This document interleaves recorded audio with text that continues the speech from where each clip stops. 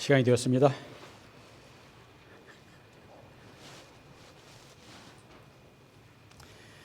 오늘은 2024년 12월 8일 대림절 두 번째 주일입니다. 오늘 하나님께 예배 드리기에 나오신 성도님들을 진심으로 환영하고 축복합니다. 교회 소식 말씀드립니다. 오늘은 대림절 두 번째 주일입니다. 그리고 교우 소식입니다. 특별한 일은 없지만 아프신 분들 그리고 여행 중이신 분들 위해서 기도해 주시기를 바랍니다. 내년 교회 달력이 나왔는데 필요하신 분들 친교실에 있습니다. 가정당 한 부씩 더 필요하시면 더 가져가셔도 되고요. 가져가시기를 바랍니다. 성경 일도 금년에 하신 분들 저한테 말씀해 주시기를 바랍니다. 작은 선물을 준비하려고 합니다. 오늘의 양식 새로운 게 나왔습니다. 안내석에서 필요하신 분들 가져다가 잘 활용하시기를 바랍니다. 잠시 일어나 주시기를 바랍니다. 제가 시편 27편 다윗의 시 가운데 4절 한 절 읽어드립니다. 내가 여호와께 바라는 한 가지 일 그것을 구하리니 곧 내가 내 평생에 여호와의 집에 살면서 여호와의 아름다움을 바라보며 그의 성전에서 사모하는 그것이라. 아멘.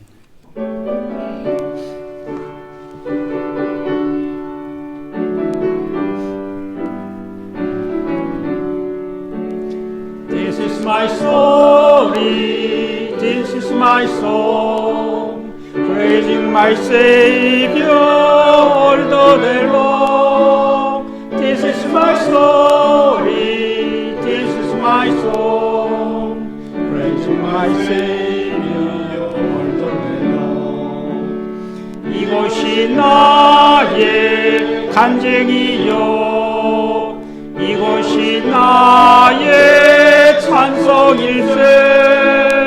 나 사는 동안 끊임없이 그 주를 찬송하리로다.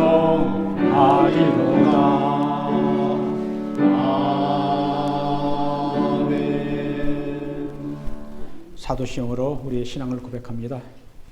전능하사 천지를 만드신 하나님 아버지를 내가 믿사오며 그 외아들 우리 주 예수 그리스도를 믿사오니 이는 성령으로 잉태하사 동정녀 마리아에게 나시고 본디오 빌라도에게 고난을 받으사 십자가에 못 박혀 죽으시고 장사한 지 사흘 만에 죽은 자 가운데서 다시 살아나시며 하늘에 오르사 전능하신 하나님 우편한 자 계시다가 죄일서 산 자와 죽은 자를 심판하러 오시리라.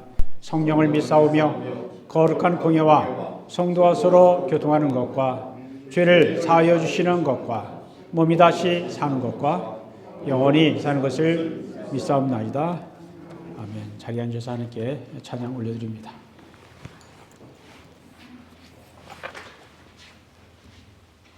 할렐루야. 오늘도 시간에서 우리를 붙드시고 이 귀한 우리 가운데 주님의 보좌 앞으로 초청하신 하나님 아버지께 감사드립니다. 이 시간 성령으로 위대하신 우리 주님 옆에 드리며 하나님 찬양으로 함께 나아가겠습니다.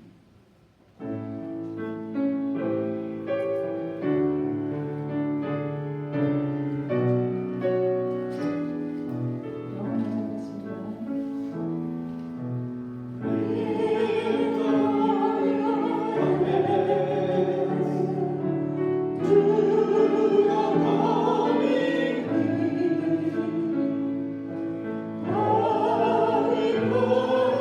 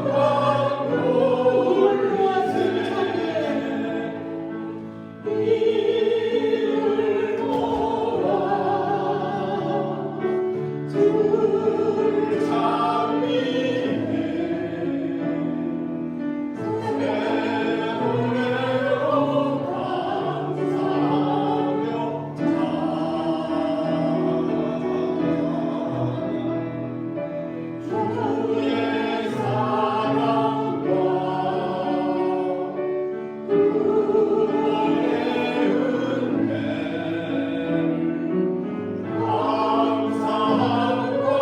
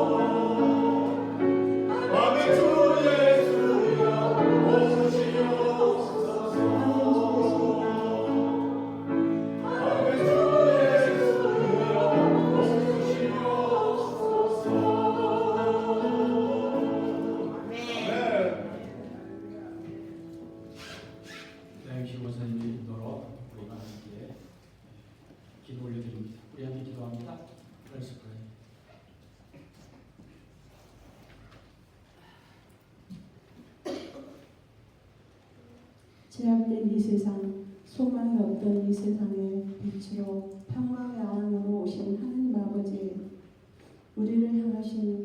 십자가의 사랑과 긍휼과 그 크신 은혜를 감사드립니다. 소망 없는 이 세상을 구원하셔서 날마다 저희들 주님의 은혜로 살게 하시고 진리의 말씀으로 이루어받고 소망 가운데 살게 하시니 참으로 감사드립니다. 주님만이 우리의 참 소망이 되시며 주님만이 오직 우리의 진리가 되시며 주님만이 오직 우리의 참 기쁨이 되심을 고백하며 이 시간 감사드립니다. 저희들 온 몸과 정성으로 주님께 예배드리오니 주님 우리의 예배를 기뻐 받아주시옵고 하나님 홀로 영광 받으시옵소서. 자비로우신 하나님 아버지 별 연약하고 부족한 저희들을 긍휼히 여겨주시옵소서. 이 시간 주님 앞에 우리의 삶을 다 내려놓고 회개합니다. 주님 저희들의 이기적이고 질투성인 저희들을 긍휼히 여겨주시옵소서. 이 시간 회개하는 심령 위에 예수 그리스도 불로 깨끗이 씻어 성령으로 저희를 새롭게 하여 주시옵소서. 주님의 성령으로 우리의 삶이 변화되길 간절히 원합니다. 하나님 기뻐 받으시는 삶의 내용으로 저희를 하루하루 채워나갈 수 있도록 인도하여 주시옵소서. 온전히 하나님만을 예배드리는 진실된 예배자가 되게 하시고 부족한 저희를 주님의 능력으로 채우시고 성령으로 이끌어 주시옵소서. 우리의 삶이 하나님과 동행함으로 날마다 감사가 넘치도록 하여 주시옵소서. 하나님 아버지 이 세상은 전쟁과 정치적 분쟁으로 어지럽습니다. 오늘도 살아서 역사하시는 하나님 아버지 이 땅을 거쳐 주시옵소서. 주님의 진리로 다스려 주시고 주님의 평강으로 이 땅을 새롭게 하시고 하나님 나라가 확장되는데 부족한 저희들 사용하여 주시옵소서. 아버지 주님의 몸된 교회 위에 기도드립니다. 성도들 영혼간에 강건케 하여 주시옵소서. 육신의 연약함으로 질병으로 고통 중에 있는 주의 자녀들을 주님 이루하여 주시옵소서. 주님의 능력으로 치유하시고 회복시키시길 간절히 원합니다. 정말 고통 중에도 주님의 그 소망과 평강 가운데 살 수 있도록 주님 붙들어 주시옵소서.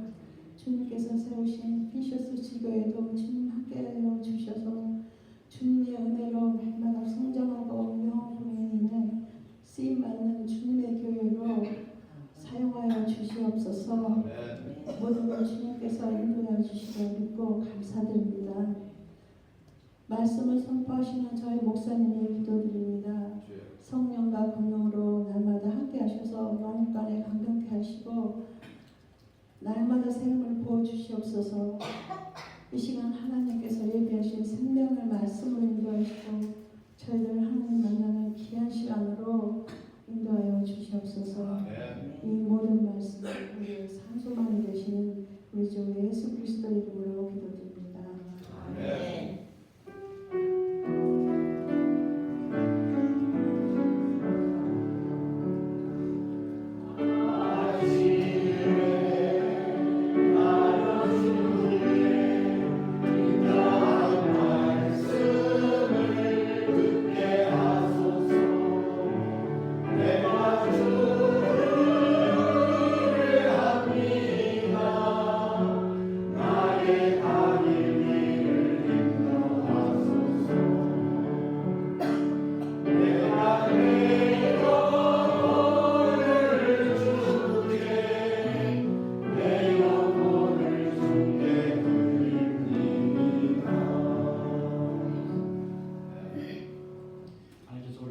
말씀은 누가복음 1장 67절로 79절입니다.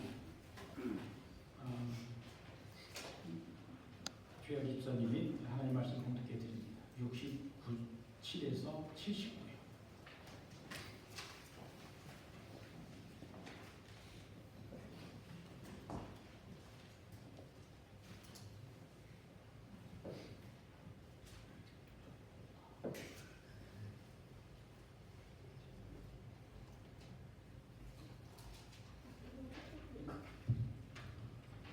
네, 성경 말씀 공부하겠습니다. 그 붙인 사마리아가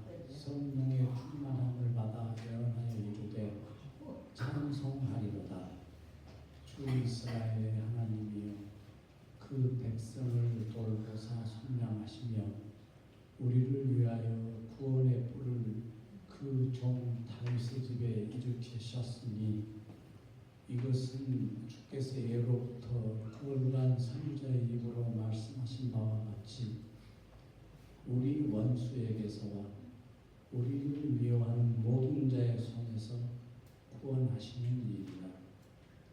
우리 조상을 긍휼히 여기시며 그 거룩한 언약을 기억하셨으니 곧 우리 조상 아브라함에게 하신 맹세라. 우리가 원수의 손에서 건지심을 받고 종신토록 주의 앞에서 성결과 의로 두려움이 없이 섬기게 하리라 하셨도다. 이 아이여, 내가 지극히 높으신 이 선지자라 일컬음을 받고 주 앞에 가서 그 길을 준비하여 주의 백성에게 그 죄 사함으로 말미암는 구원을 알게 하리니 이는 우리 하나님의 긍휼로 인함이라. 이로써 돋는 해가 위로부터 우리에게 임하여 어둠과 죽음의 근래에 앉은 자에게 비치고 우리 발을 평강의 길로 인도하시리로다 하니라. 아멘. 아멘. 하나님의 말씀입니다. 할렐루야. 대주절 두 번째 주를 맞이하여 네. 예배드리시는 여러분들에게 하나님 우리 아버지와 주 예수 그리스도부터 우리와 평강이 있기를 기원합니다. 찬송은 아무나 하는 것이 아닙니다. 찬송은 하나님의 은혜를 받은 자만이 하나님의 이름을 높이며 찬송할 수 있는 것입니다. 우리가 하나님을 찬송하고 예배할 수 있다는 것은 우리가 하나님의 은혜와 축복을 받았다는 증거입니다. 오늘 성경 본문은 세례 요한의 아버지 사가랴가 하나님을 찬송하는 노래인데 사가랴의 노래라고도 하고 베네딕투스라고 하는 별명으로도 불립니다.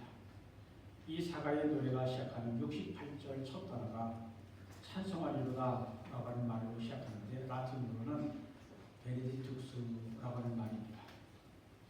이 사가랴의 찬송은 그 내용이 힘있고 깊이가 있습니다.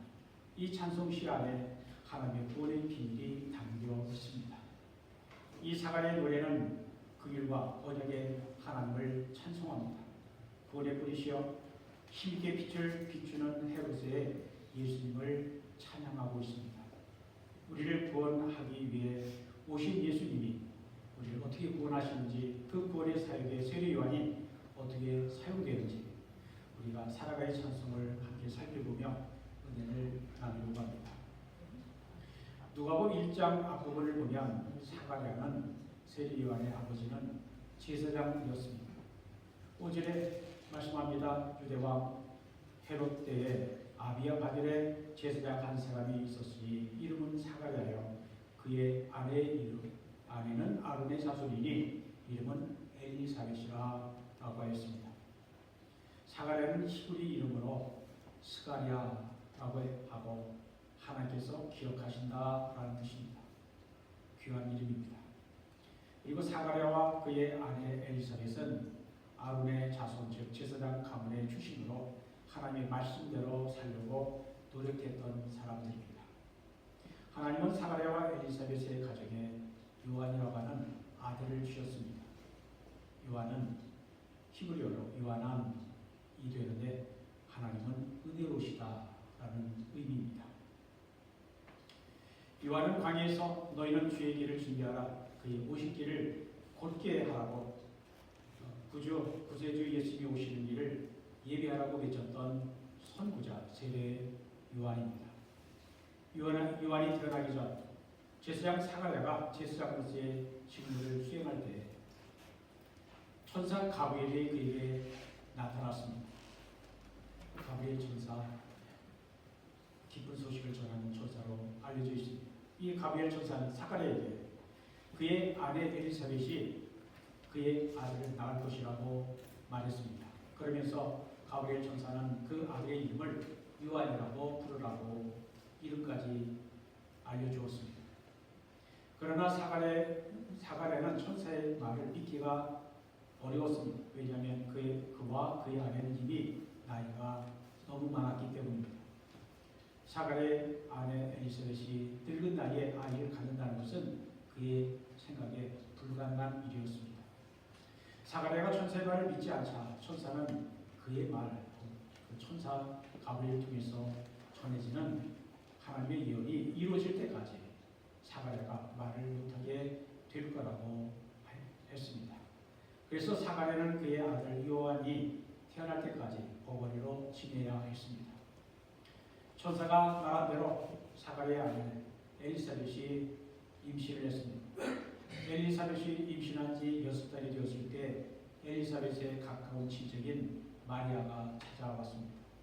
엘리사벳과 마리아는 친척 집안입니다. 마리아는 성령의 능력으로 처녀의 몸에서 아기 예수를 낳은 성모 마리아, 그 마리아입니다.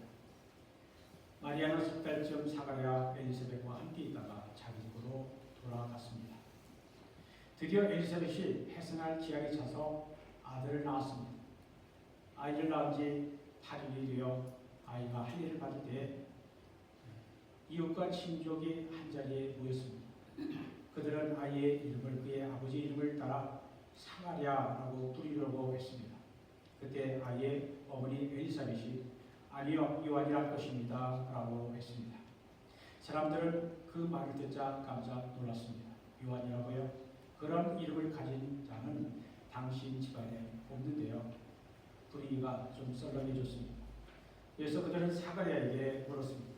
사가랴는 서판을 달라하여 아이의 이름을 썼습니다. 그 이름은 요한이다. 그때 벙어리였던 사가랴의 입이 열리고 혀가 풀리며 하나님을 찬송하였습니다. 이때 지은 시가 오늘 성경 부분입니다. 이에 사람들이 두려워하였다고 말합니다. 사가랴와 엘리사벳에게 아들이 태어날 것을 예언했던 가브리엘 천사의 말이 다 이루어졌기 때문입니다. 이 소식이 온 유대 산골에 두루 퍼지고 듣는 사람마다 말하였습니다. 이 아이가 지금 태어난 지 8에 된 이 아이 요한이 장차 어떻게 될까라고 기대하였다는 것입니다. 사가랴와 엘리사벳은 늙은 나이에 귀하게 얻은 아들이 자기 가문의 이름을 빛내주기를 바라는 마음도 있었을 것입니다. 그래서 아이의 이름을 사가랴라고 짓고 싶었을 것입니다. 그러나 그들은 그렇게 하지 않았습니다. 아니라 요한이라 할 것이라. 그 이름은 요한이다. 그들은 천사를 통해 주신 하나님의 말씀에 순종했습니다. 그들은 하나님의 뜻을 위해 자신들의 인간적인 마음, 그 욕심을 내려놓았습니다. 그들은 요한이 자기들의 만족을 위한 아들이기보다 하나님의 구원을 이루실 메시아가 오시는 일을 준비하는 선구자로 하나님께 온전히 드렸습니다. 그런 진실로 하나님을 경외하는 사람들이었습니다. 이러한 부모의 믿음을 따라 성장한 세례 요한을 다른 사람들이 많아졌을 때, 요한의 인기가 높아졌을 때 바리새인들이 요한에게 물었습니다. 네가 그리스도냐? 그때 요한은 분명히 말하고 아니라 그러면서 그리스도의 영광을 자기 걸로 가로채지 않았습니다. 세례 요한의 부모 사가랴, 엘리사벳, 그들의 아들 요한은 하나님의 신실한 종들이었습니다. 그런 세례 요한의 아버지 사가랴가 하나님의 일 찬송하는 것이 바로 오늘 본문 말씀 사가랴의 노래입니다. 이 사가랴의 찬송은 그에게 아들이 태어났을 때 그의 이름을 요한이라 이름을 지을 때 사가랴의 입이 풀리면서 하나님을 찬송한 노래입니다. 사가랴는 자신의 아들이 태어난 것도 기쁘지만 그보다 세상을 구원한 구원자가 다윗의 집안에서 하나님이 아브라함에게 약속하셨던 것이 다 이루어지고 자신의 아들 요한이 메시아가 오시는 일을 준비하는 일에 쓰임을 받게 될 것을 예언하고 있습니다. 사가랴 찬송이 시작하는 68절입니다. 찬송하리로다 주 이스라엘의 하나님이여 그 백성을 돌보사 속량하시며. 사가랴는 아들 요한이 태중에 있는 동안 벙어리를 있었다가 말 못하는 입이 열리자마자 하나님을 찬송합니다. 찬송하리로다 주 이스라엘의 하나님이여.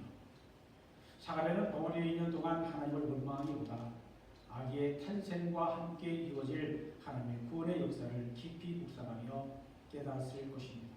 그래서 그는 입이 열리자마자 찬송하리로다 라며 하나님을 찬송했습니다. 그의 첫 번째 찬송의 제목이 무엇입니까? 68절 후반절의 말씀이죠. 그 백성을 돌보사颂량하시며입니다. 사람과 찬송하는 것은 하나님의 백성, 하나님의 자기 백성을 돌보셔서颂량하시는 곧 죄를 사해 주시는 그 은혜를 찬송합니다. 여기 돌보셨다라는 말은 실은 찾아오셨다. He has come 이라고 하는 뜻입니다. 거룩하신 하나님이 자기 백성들 가운데 찾아오셨다는 것입니다. 이것이 스가랴가 하나님을 찬송하는 첫 번째 이유입니다. 이것은 이스라엘 백성들이 400년 동안 애굽에서 종노릇하며 고통을 당하고 있을 때 하나님께서 고통받고 신음하는 자기 백성들을 찾아오실 것과 같은 것입니다. 그러면 예수님 당시에 이스라엘 백성들의 사정은 어떠했습니까? 이스라엘은 하나님의 거룩한 백성, 제사장 나라로서의 사명을 감당해야 하는 하나님의 백성들이었습니다. 하지만 그들은 하나님의 거룩한 백성이요 하나님을 모르는 이방인들을 하나님께로 인도할 제사장 나라로서의 사명을 잊어버리고 하나님을 바르게 믿고 섬기지 않는 죄 때문에 나라가 망하고 이방 땅에서 포로생활을 하는 수치를 겪었습니다. 구약의 말라기 선지자 이후 그들은 헬라 제국에게 주권을 빼앗기고 시리아의 안티오코스 에피파네스 같은 자에게 우상 숭배를 강요당하며 많은 고통을 겪어야 했습니다. 헬라 사람들이 유대 땅을 지배하고 다스리고 있을 때 하나님의 성전에서 유대인들이 가장 싫어하는 돼지를 잡아서 제사를 드리는 일까지 있었습니다. 성전을 더럽힌 것입니다. 그러한 고통, 수모를 겪었습니다. 이때 마카비 형제들이 독립운동을 하죠. 전쟁을 하죠. 그래서 하스모니안 왕조를 세우지만 그마저도 이듬해 주신 이방인 헤롯에게 무너지고 현재는 예수님 당시 그리고 세례 요한 당시는 이스라엘이 로마 제국의 힘에 눌려 극심한 고통을 겪고 있었습니다. 그런데 그런 고통보다 더 힘들고 안타까운 것은 말라기 선지자 이후 400년 동안 하나님의 말씀을 전하는 선지자가 나타나지 않았습니다. 하나님께서 선지자를 통해 말씀을 주시지 않으므로 말씀이 없는 백성, 하나님으로부터 버림을 받은 백성처럼 보였습니다. 그러나 하나님은 하나님의 백성을 잊어버리지 않으셨습니다. 하나님께서 요한을 구약의 마지막 선지자로 보내셨습니다. 하나님께서 다윗에게 약속하시고 아브라함이 약속하셨던 메시아가 오시는 일을 준비하는 것이 요한의 사명이었습니다. 요한이 요단강에서 사람들에게 물로 세례를 줄 때 자기는 자기보다 나중에 오시는 그리스도 예수님은 자기는 물로 세례를 주지만 그리스도는 성령으로 세례를 주는 분이라고 말했습니다. 요한 자신은 그분의 그리스도의 신발끈을 풀기도 합당하지 않은 그분의 종이라고 고백했습니다. 하나님의 구원의 역사는 하나님의 아들 예수님이 우리를 직접 찾아오셔서 돌보시는 때부터 시작합니다. 사가랴의 아들 세례 요한보다 약 6개월 뒤에 예수님이 태어나셨습니다. 하나님이 세상을 구원하시기 위해 하늘 영광 보이시고 자기 백성 가운데 오셨습니다. 하나님이 인간의 모습으로 오신 성육신입니다.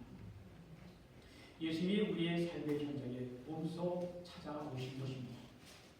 예수 그리스도께서 우리가 죄로 인해 고통당하고 신음하는 삶의 현장에 우리의 괴로움, 우리의 상처, 인생의 허무함에 시달려 괴로워하는 인생의 현장을 직접 찾아오신 것입니다. 그리고 친히 그의 몸으로 우리의 고통을 체험하시고 우리를 대변하여 우리의 말을 들어주시고 우리의 손을 잡아주시고 안아주시며 말씀하셨습니다. 이처럼 구원은 하나님의 아들이 우리를 직접 찾아오셔서 돌보시는 것부터 시작하는 것입니다. 사가랴는 주님께서 자기 백성들을 돌보사 무엇을 하시는지 계속해서 노래합니다. 돌보사라는 말은 찾아오셨다라는 말에 이어 68절 끝부분에 속량하시며 리딤이라고 하는 말로 전합니다. 속량이라고 하는 말, 리뎀션, 속량이라는 말은 노예 상태에 있는 자를 풀어주기 위해 값을 치르고 다시 사는 것, 즉 노예 상태에서 해방하는 것을 의미합니다. 이 말은 이스라엘 백성들이 그리고 우리가 죄의 노예 상태에 있음을 전제로 하는 말입니다. 이스라엘 백성들은 역사상 두 번의 노예 상태와 해방을 경험했습니다. 첫 번째는 400년의 애굽의 노예 생활에서 해방된 출애굽 사건입니다. 두 번째는 바벨론 포로로 끌려가 70년이 지난 후 바사 페르시아의 고레스에 의해 고국으로 돌아간 바벨론 포로 귀환입니다. 그런 이외에도 이스라엘 백성들은 헬라와 로마의 지배를 받는 고통 속에서 위대한 왕 다윗과 같은 메시아가 오시기를 간절히 기다리고 있었습니다. 소위 말하는 메시아 대망사상 메시아니즘입니다. 그러면 오늘 우리의 형편은 어떻습니까? 우리가 원하든 원치 않든 죄의 노예가 되었습니다. 우리의 영혼은 죄로 말미암아 고통을 겪으며 신음하고 있습니다. 바울은 이렇게 탄식했습니다. 오라 나는 곤고한 사람이라 누가 이 사망의 몸에서 나를 건져내라. 누가 우리의 죄의 고통에서 건져낼 수 있을까? 구원할 수 있을까? 라는 물음입니다. 정욕과 미움과 원망, 거짓말, 세상 욕심의 죄에서 벗어날 수 있는 길은 누군가가 내 대신 죄값을 치러 줘야 합니다. 죄값을 대신 치르고 속량, 속죄해 줘야 합니다. 사가랴는 제사장이었으므로 인간이 죄에서 구원받기 위해서는 속량이 필요하다는 것을 알고 있었습니다. 누가 우리의 죄값을 속량할 수 있습니까? 하늘 보좌 버리시고 이 땅에 오신 예수님만이 우리의 죄값을 대신 지불할 수 있습니다. 예수님은 죄가 전혀 없으신 그의 몸으로 우리의 죄값을 대신 갚아주셨습니다. 예수님이 십자가에서 물과 피를 다 흘리시고 죽으셨습니다. 그 예수님의 보배로운 피로 우리를 구원하셨습니다. 예수님의 보혈로 구원을 받은 우리가 고통 대신 찬양을 하게 되었습니다. 슬픔 대신 기쁨이 충만하게 되었습니다. 불평 대신 감사하게 되었습니다. 우리가 예수 그리스도를 믿지 않으면 죄의 노예로 살다가 결국 지옥으로 갈 수밖에 없었던 우리를 예수님이 돌보사 그의 피로 성령이 주신 주 예수 그리스도의 은혜에 우리를 감사 찬송을 드려야 합니다. 사가랴는 69절에 우리를 위하여 구원의 뿔을 그저 다윗의 집에 일으키셨다라고 노래합니다. 뿔은 힘, 능력을 상징합니다. 다윗은 시편 18편 2절에서 이렇게 노래했습니다. 여호와는 나의 구원의 뿔이시오. 다윗은 하나님이 그의 구원의 힘, 구원의 능력이심을 노래했습니다. 69절의 구원의 뿔은 메시아를 의미하는 말이기도 합니다. 하나님이 이스라엘을 위하여 그저 다윗의 집에 일으킨 구원의 뿔 누구입니까? 사가랴는 다윗의 언약을 언급합니다. 구약성경에서 다윗의 언약이 여러 선자들에 의해 40편 정도 언급되어 있습니다. 사무엘하 7장을 보면 하나님이 다윗과 언약을 세우시는 장면이 나옵니다. 하나님이 다윗이 하나님을 사랑해서 하나님의 성전을 지어드리고 싶어 했습니다. 하지만 다윗이 전쟁에서 너무 많은 피를 흘렸기 때문에 하나님은 그에게 성전을 짓는 일을 허락하지 않으셨습니다. 그 대신 하나님은 나단 선전 중에 다윗에게 사무엘하 7장 12절 13절의 말씀을 주셨습니다. 하나님이 다윗과 언약을 맺으신 것입니다. 우리는 이 다윗의 언약에서 가까운 미래의 성취와 먼 미래의 성취를 찾아볼 수 있습니다. 하나님은 다윗의 몸에서 날 그의 그의 자손이 하나님의 집을 건축할 것이라고 약속하셨습니다. 다윗의 아들 솔로몬이 하나님의 성전을 건축하였습니다. 이것은 가까운 성취입니다. 그러나 솔로몬의 나라는 또 그의 왕위는 영원하지 못했습니다. 솔로몬이 죽은 후에 이스라엘은 나라가 둘로 분열이 되었습니다. 그리고 북이스라엘은 아시리아에 의해 멸망당했고 남유다도 바벨로니아에 의해 망하고 포로로 끌려갔습니다. 포로 생활 70년 후에 바벨론 포로는 해방이 되었지만 계속해서 페르시아의 통치를 받아야 했습니다. 그 후에도 헬라의 통치, 로마의 통치를 받아야 했습니다. 그와 같은 오랜 세월의 고통 속에서 이스라엘 백성들은 다윗의 자손으로 오실 메시아를 간절히 기다리고 있었습니다. 그가 오시면, 곧 그리스도가 오시면 그들은 모든 원수와 대적들의 손에서 구원을 받을 것이라 기대했습니다. 그의 나라와 그의 왕을 영원히 견고하게 하실 것이기 때문이었습니다. 다윗의 언약은 예수 그리스도의 탄생으로 성취됩니다. 이것이 먼 미래의 성취라고 우리는 믿습니다. 다윗의 언약이 성취되기까지 무려 1000년이 걸렸습니다. 사가랴는 마리아의 몸에서 하나님의 아들 예수 그리스도께서 탄생하실 것을 알고 있었습니다. 성령으로 임신한 마리아는 석 달 동안 그들과 함께 머물렀습니다. 그래서 사가랴는 그의 노래를 통하여 하나님이 다윗의 집에 일으키신 구원의 꼴을 바로 예수 그리스도이심을 밝혔습니다. 하나님께서 다윗에게 약속하신 대로 다윗의 자손으로 오신 예수님이 그들을 원수의 손에서 구원하실 것입니다. 이것이 이스라엘의 하나님이 그의 백성을 돌보사 속량하신 것입니다. 사가랴는 다윗의 언약을 지키신 하나님을 찬송했습니다. 하나님은 다윗의 후손으로 오시는 영원한 왕 그리스도를 통하여 구원하실 것을 약속하셨습니다. 하나님은 약속하신 대로 다윗의 집에 구원의 불을 일으키셨고 예로부터 거룩한 선지자의 입으로 말씀하신 바를 온전히 이루셨습니다. 72절 73절을 보면 우리 조상을 긍휼히 여기시고 그 거룩한 언약을 기억하셨으니 곧 우리 조상 아브라함에게 하신 맹세라고 하였습니다. 72절에 긍휼히 여기시며 라는 말씀이 있는데 하나님이 메시아를 보내시는 동기는 하나님의 긍휼하심 때문이라는 것입니다. 우리 인간이 행한 것을 보면 우리는 하나님의 심판을 받아 마땅한 죄인들입니다. 사도 바울 로마서 3장 10절 11절에서 말합니다. 의인은 없나니 하나도 없으며 깨닫는 자도 없고 하나님을 찾는 자도 없도다 라고 했습니다. 모든 사람이 하나님 앞에서 죄인이라는 것입니다.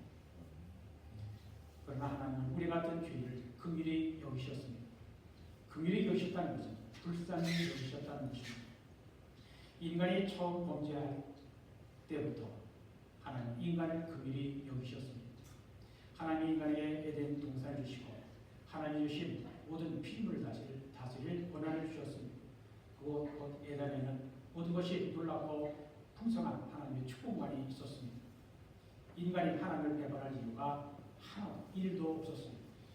그런데 사단이 인간을 유혹했습니다. 그리고 인간은 사단의 유혹, 거짓말에 넘어가 하나님을 배반하게 되었습니다. 그러나 하나님은 범죄하고 동산나무에 숨은 아담, 하와에게 말씀하셨습니다. 아담아, 네가 어디 있느냐? 이 말씀에 담긴 것은 인간을 향한, 범죄한 인간을 향한 하나님의 긍휼입니다. 하나님이 범죄한 인간을 찾아오신 것입니다. 그러나 타락한 인간은 계속해서 죄를 지었습니다. 우상숭배하고 거짓말하고 도적질하고 간음하고 살인의 죄를 범했습니다. 하나님은 모든 죄에 대해 분노하십니다. 그러나 죄를 인해 고통받고 심한 인간을 불쌍히 여기십니다. 그래서 하나님은 아브라함에게 맹세하시고 메시아를 보내주겠다라고 일찍이 약속하셨습니다.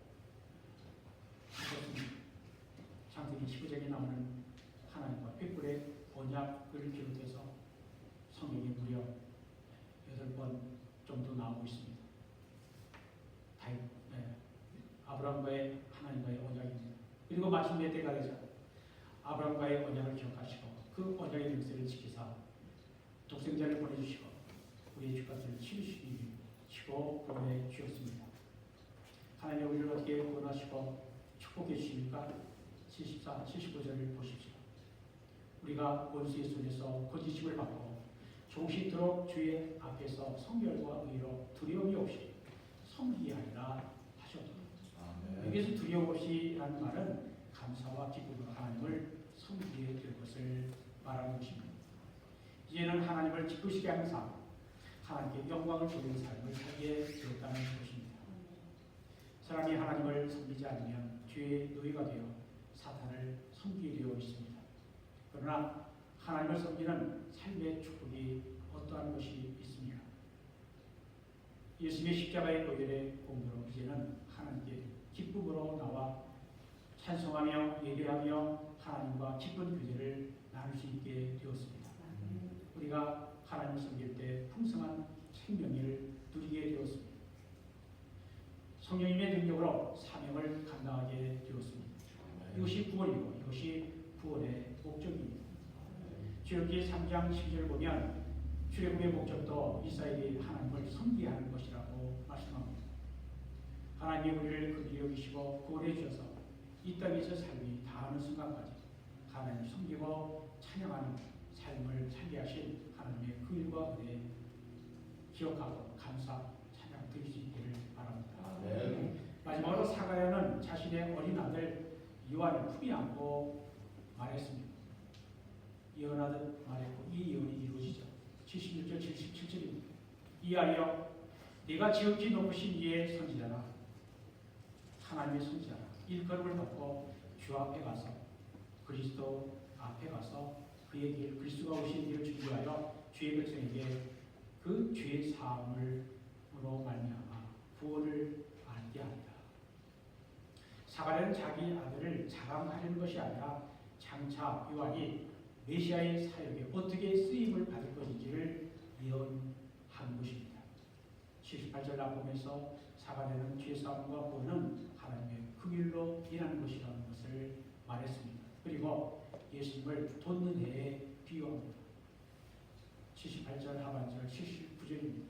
이로써 돋는 해가 위로부터 우리에게 임하여 어둠과 죽음이 그들의 앉은 자에게 미치고 우리의 발을 평강의 길로 인도하시리로다.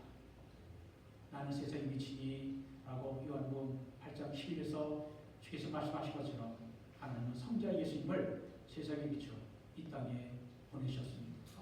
빛은 생명입니다. 빛 대신 예수님 어둠과 죽음에 그들이 앉은 우리에게 생명의 빛을 그리고 구원의 빛을 환하게 비추어 주셨습니다. 아침에 돋는 해는 시간이 지날수록 힘있게 빛을 비춰줍니다. 해가 비칠 때 어둠은 사라집니다. 돋는 해가 되신 예수님이 우리의 마음에 구원의 빛을 비추실 때 우리 마음에 있던 어둠과 절망은 사라지는 것입니다. 그리고 우리 마음에는 기쁨과 평화가 가득하게 되는 것입니다. 예수를 믿고 의지하는 사람에게는 안에는 어둠이 없습니다. 돋는 해이신 예수님이 임하실 때 우리는 기쁨과 사랑이 넘치는 삶을 살게 됩니다. 말라기 4장 2절에 하나님은 치료하는 광선을 비추신다라고 하셨습니다. 우리 주 예수님은 인생의 문제로 상처받은 마음, 인생의 허무함으로 병든 마음을 치료해 주십니다. 우리가 사가랴의 찬송을 통해 하나님의 구원의 역사를 깨닫게 하시니 감사합니다. 하나님께서 아브라함과 다윗에게 약속하신 그 약속대로 구주 예수님을 세상에 보내시고 우리를 속량하시며 돌보시며 속량하신 하나님을 감사 찬양하십시다. 우리의 본이 부리시어 돋는 해이신 예수님을 찬양하십시다. 세상이 아무리 힘들어도 우리가 우리의 구원이신 예수님 때문에 우리가 살아갈 힘을 얻고 세상이 아무리 어두워도 빛이신 주님을 말미암아 소망을 가지고 살 수 있습니다. 우리가 예수님의 성탄을 맞이할 준비를 하며 하나님의 긍휼하심과 은혜를 생각하며 살성할 수 있기를 바랍니다. 우리가 예수님을 말미암아 구원을 받은 것은 전적인 하나님의 은혜입니다. 하나님 우리를 긍휼히 여기시고 그의 아들을 보내셔서 우리를 돌보시고 속량하셨습니다. 이와 같은 하나님의 은혜를 생각하며 우리들이 살아갈 수 있게 기쁨과 감사로 하나님을 찬송하고 우리 평생 구주 예수님을 찬송하며 사시기를 바랍니다. 하나님 감사합니다. 오늘 누가복음 1장 마지막 부분 말씀을 통해 하나님의 종으로 평생을 하나님께 예배 제사하며 백성들이 기도하며 살았던 사랑의 가정에 늙은 나이에 요한을 주실 것을 말씀하시고 또 말씀하신 대로 그대로 되는 하나님의 그 역사하심을 보며 사가랴가 찬송한 하나님을 찬송한 찬송을 우리가 이루며 은혜를 나누었습니다. 사가랴가 찬송한 것은 하나님이 아브라함에게 다윗에게 언약하신 것 지키시며 이 땅을 이 세상을 구원하실 메시아를 빛되시고 구원되시고 성령하시고 생명되신 그 메시아를 보내실 것 말씀하신 대로 이루시는 그 하나님을 찬송합니다. 그리고 그 메시아가 오시는 길을 준비하는 그의 아들 요한을 축복합니다. 사가랴, 엘리사벳, 요한, 우리 주 예수 그리스도 하나님 말씀하신 대로 미리 말씀해 주시고 말씀하신 대로 이루시는 그 하나님을 우리도 찬양합니다. 약속하신 대로 우리 구주를 이 세상에 보내시고 우리 마음 가운데 보내신 우리 하나님을 찬송합니다. 사가랴처럼 하나님의 찬송을 대리적뿐만 아니라 우리 평생 찬송하며 감사하며 사는 우리가 되도록 축복해 주옵소서. 예수 그리스도 이름으로 기도합니다. 31장 찬송합니다. 찬양하라.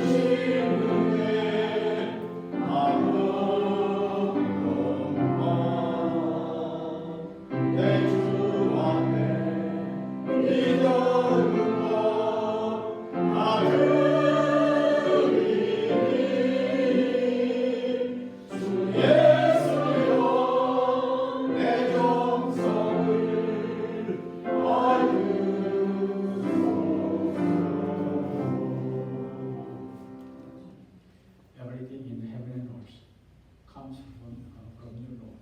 We give you only what is yours. May be praised forever and ever. 하나님 감사합니다. 오늘 하나님께 예배드리는 날 우리 주께서 십자가 고난을 받으시고 부활하셔서 하나님의 그 구원을 드러내시고 완성하시고 우리가 우리의 구원이 되시고 생명이 되시며 모든 것이 되시는 그 주님 기억하며 감사하며 주님이 오신 것 또 오실 것 기다리기 대림절 지키며 예배하게 하신 것 감사합니다. 아멘. 우리가 주님을 기다리다가 깨어 기도하고 말씀에 순종하며 살다가 주님 만나고 주님과 연합하고 주님과 하나가 되고 이 땅에 머문 동안에도 주님을 섬기며 하늘에 가서도 주님과 영원히 사랑과 기쁨 누리는 우리가 되도록 주님 인도하소서. 주님 오늘도 예배하게 하신 하나님 감사합니다. 오늘도 찬송하게 하신 하나님 감사합니다. 우리가 이렇게 기도합니다. 또 말씀을 듣게 하심도 감사합니다. 우리가 주님의 은혜와 사랑으로 살고 있습니다. 지난 한 주간도 주님의 돌보신 가운데 살다가 주의 백성들 함께 예배하고 찬송하고 또 기도하게 하시는 하나님 감사합니다. 하나님 홀로 영광 받으실 줄 믿고 감사합니다. 하나님 우리가 예배하며 주님의 은혜 기억하며 물질로 예물 드립니다. 예물에 담긴 우리의 믿음과 사랑 헌신도 받으시옵소서. 우리 인생도 우리 것 아니요 주님 것이요 우리의 물질도 우리 것 아니요 주님의 것인 줄 믿습니다. 주님 모든 것이 다 주님께로부터 온 것임을 고백합니다. 주님 우리의 내 것이라 주장한 그 모든 것 주님의 것임을 고백하고 또 예물로 드리니 주여 받아 주시고 또 기쁘게 사용하여 주옵소서. 우리의 시간, 재능, 청중도 받으시옵소서. 주님 앞에 드리시는 모든 것 기쁘게 받으시고 귀하게 사용하여 주옵소서. 주님의 나라가 이 땅에 임하는데 사용하시고 주님의 복음이 전파되는 데 사용하시고 또 도움이 필요한 이들에게도 주님 사용하게 하여 주옵소서. 주님 돌아가는 것도 주님 동의해 주시고 인도하셔서 우리 하나님 늘 감사하고 찬양하며 사는 우리가 되어 말씀으로 기도를 승리하게 하여 주옵소서. 예수 그리스도 이름으로 축복하며 기도합니다. 아멘. 이제는 우리 주 예수 그리스도의 은혜와 하나님 아버지의 크신 사랑과 성령의 교통하심이 우리의 구원자 예수 그리스도 많은 선자를 통해 말씀하시고 그 말씀하신 대로 이루신 그 하나님을 찬송하며 감사하며 사는 우리가 되게 하신 것 그리고 앞으로도 다시 오실 그 주님을 기다리며 소망 가운데 주님을 섬기며 성령에 의해서 세상에 나온 주의 사랑 백성들 위해 이제부터 영원토록 함께 하시기를 간절히 축원합니다. 아멘. The Lord bless you and keep you. The Lord make His face shine upon you and be gracious to you. The Lord turn His face toward you and give you